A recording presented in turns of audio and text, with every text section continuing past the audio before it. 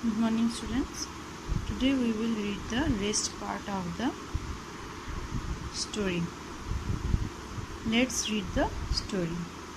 बादशाह का आदेश पाते ही सैनिक मनोहर के घर की ओर चल पड़े।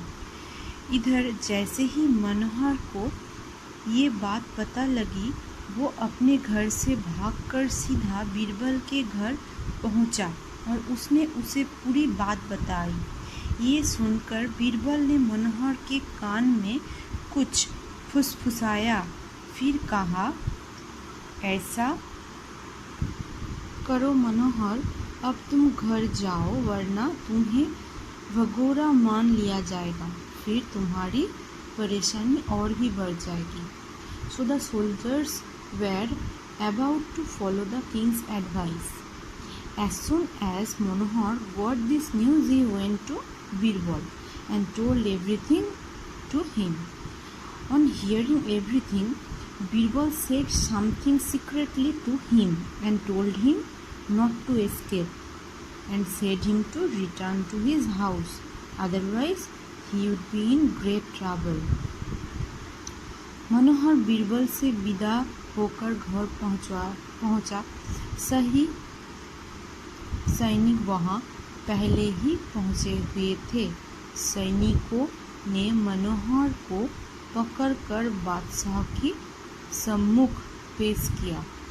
मनोहर ने अपना बचाव करते हुए कहा, बादशाह सलामत, आप मुझे इसलिए कैद की सज़ा दे रहे हैं कि आप भी ये मानने लगे हैं कि मैं मनहूस हूँ।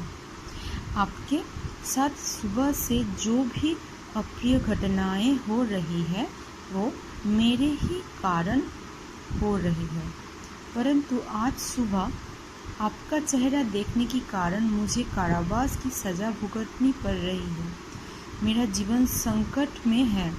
अब आप ही बताइए कि हम दोनों में से अधिक मनहूस कौन है, मैं या आप? So the soldiers had reached his home before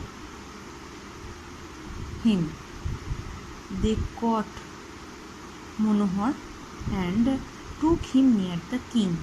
Manohar said that the king was putting him in the prison. Like others, he also believed that Manohar was responsible for whatever he had faced that day. But it was also true that Manohar was also facing this situation because of the king, as he had met the king in the morning. So, who might be more unlucky, Manohar or the king? मनोहर की बात सुनकर बादशाह बोले, मैं तुम्हें छोड़ तो दूंगा, परंतु पहले मुझे ये बताओ कि तुम्हें ये नायाब जवाब किसने सुझाया? मनोहर बोला, जी बीरबल ने। बादशाह बोले, मैं जानता था कि इतनी सूझबूझ सिर्फ बीरबल में ही है, उसके पास हर परेशानी का हल होता है। जाओ, तुम आज़ाद हो। The king assured him that he would release him, but he must tell the name from whom he had got this idea. When Manohar took Birbal's name, the king said that he knew none could be more intelligent than Birbal. He had all the solution. इस प्रकार बीरबल ने बादशाह को एहसास कराया कि उनके साथ जो कुछ भी घटित हुआ वो महज एक संयोग था, वरना वो अंधविश्वास के जाल में फंसकर बहुत बड़ा अनर्थ करने जा रहे थे। So thus Birbal made him realize that everything was happening coincidentally.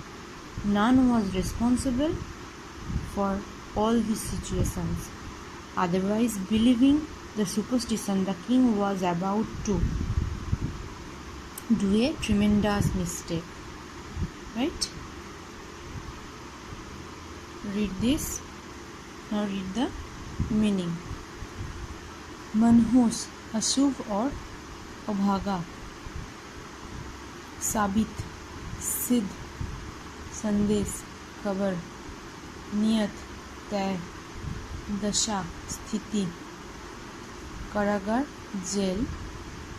सम्मुख सामने। नायाब अनोखा। महज सिर्फ। संयोग मेल और इत्तेफाक। अनर्थ अनिष्ट और बुरा होना। Okay, read the chapter again and again and do this one and this one. This is all for today. If you have any problem, you can call me. Thank you, students.